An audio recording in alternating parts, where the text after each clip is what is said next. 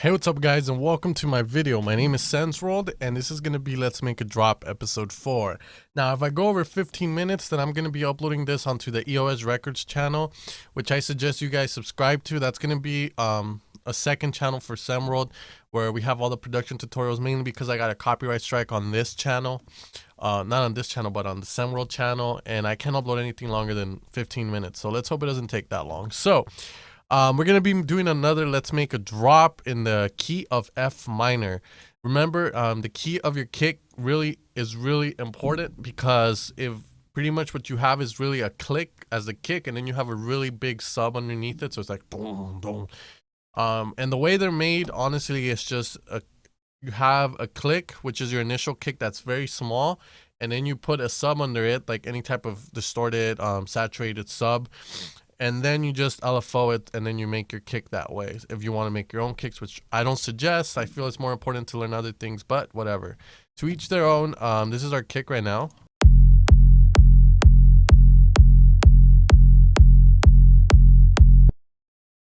Now I want to make sure that it's pretty much hitting where it's supposed to be hitting, which I think it's not. So let's fix that to begin with. So we're gonna fix it. We want the transient to land on the fucking kick.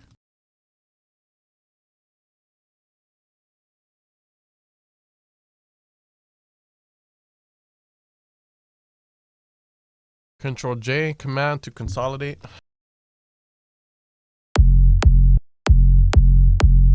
Alright, there we have it. Now what we're gonna do is apply a compressor to activate the sidechain.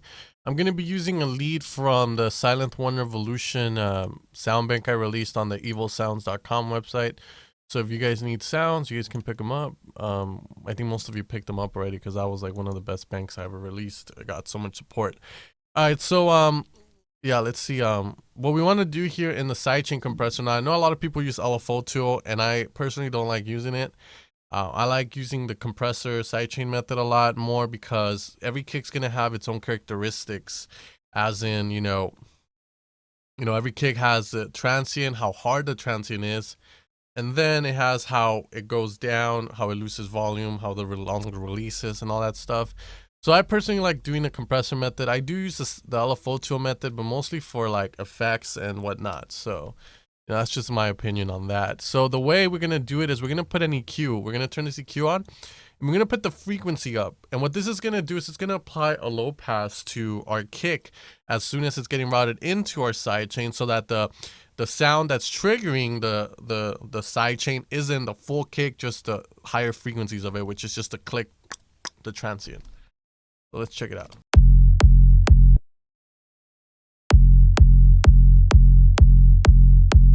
Now, if you guys notice there, we have it so that it's green, and you can see it's kind of like a notch down. So the left side has more volume.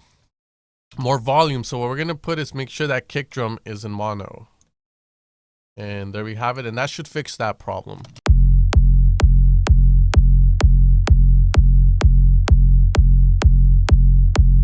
Now, the gain reduction is going to tell you how much is getting reduced in volume. Again, sidechain is just audio automation, if you think about it. So I kind of don't like how it's going instantly. It happens really fast. So I'm going to increase the release a tad bit on that, so it sticks around a little bit longer. And there we have it. Now we have to come up with a drop. The sound we're using is this one. And let's hope we can come up with something. I'm going to lower down an octave. All right, so I'm going to try and come up with something.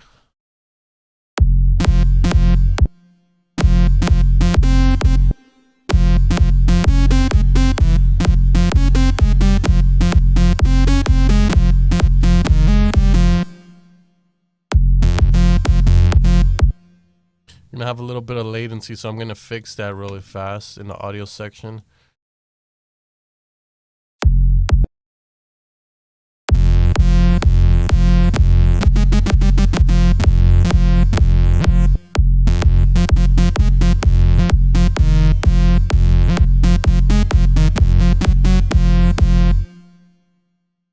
Hard coming up with something.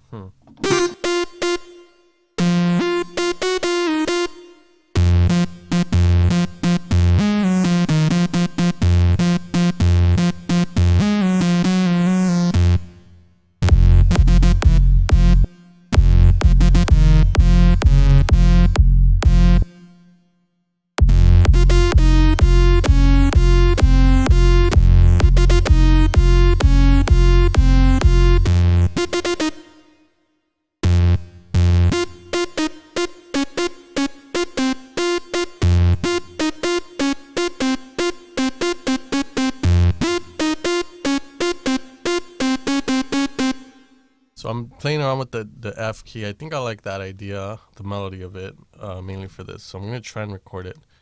Hopefully I get it on the first try.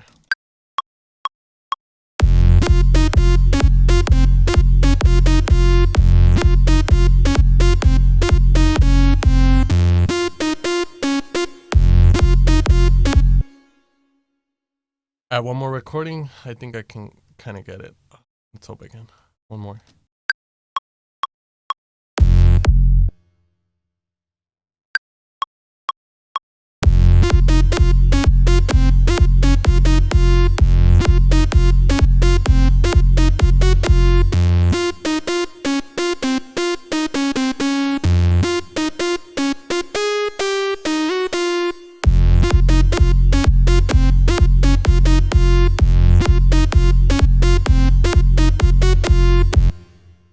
Now we're gonna fix the automation.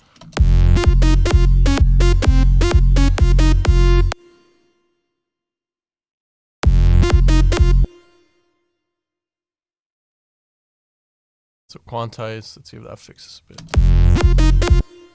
It's not, it needs to hit on that little mark there.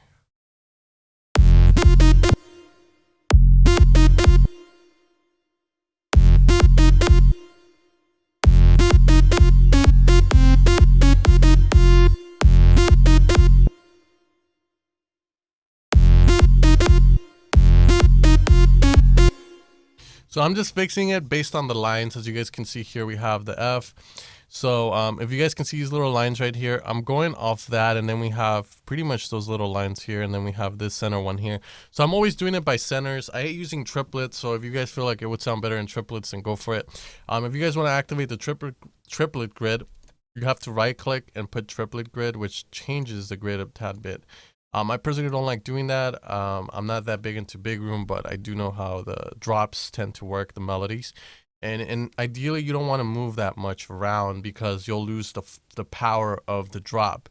If you guys have noticed, a single straight line where the note doesn't change drop tends to be harder than something that's moving around like dun, dun, dun, dun, and so forth.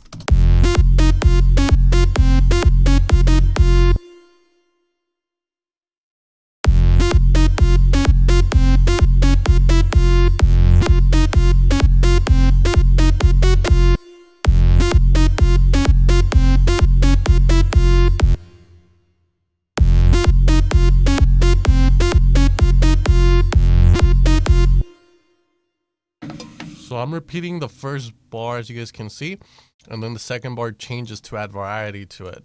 A lot of melodies, good melodies, are built this way, where the first bar remains the same, and then you're saying change the second bar to make it not so repetitive. So you have your little first change and then your second change. You can go up, and you can go as many as you want, as long as it's loopable.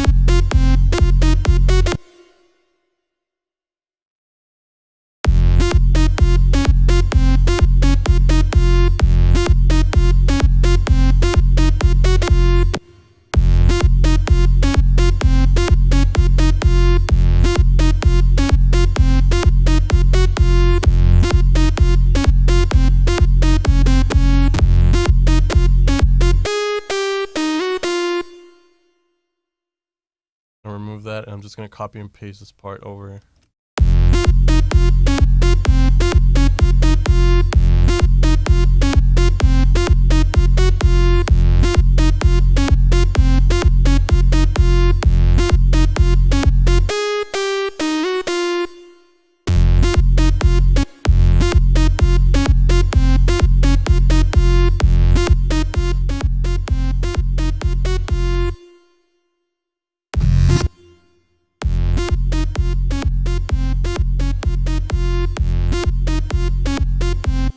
So fairly simple. It's very catchy. I think if I change the sound a bit more, like add more other stuff.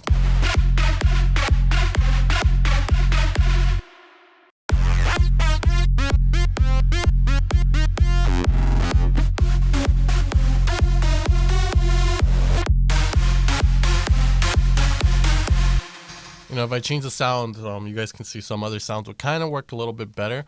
But the premise is this is like how an idea is born, and then you turn it into this kind of drop. And from there, you know, you can start doing crazier stuff like adding fills, changing certain patterns and stuff. But I'm going to keep this video short, mainly because, again, I don't want to go over the 15-minute limit, so I can post this on SimWorld. Most of you guys can see it. But pretty much that's how I would approach making a big room drop. Of course, I would kind of go in there and change certain things to make it a little bit more groovy. But the idea of it is pretty standard. It sounds good. It has something catchy to it. Dun dun dun dun dun dun dun dun dun dun dun dun. And yeah, you guys can go ahead. Now I had someone ask me for the Let's Make a Drop episode 3 on Midi, and that's when I decided to make the episode 4 or episode 5, whichever we're on. So if you guys want this Midi, I'm gonna post it up on the Evolution of Sound website on there, the tutorial downloads for SimWorld. I'll make like a little section for it, I guess. And you guys can go ahead and download it and use it however you please. You guys don't have to give me credit. If you guys do make a full song of it, though, I would really appreciate it if you can just, if you know, like all I'm asking for is for you guys to direct people to my channel in case they want to learn how to produce, sound design, and all that. But other than that, go ahead and use it. You don't have to put my name on anything, and have fun with it, guys. And you know, don't forget to subscribe, hit the like button, comment. Go and subscribe to the Evolution of Sound channel, though, and make sure you're up to date on there, because we're going to do a lot of crazy things on there as well. Anyways, guys, thanks for tuning in, and I'll see you guys next time.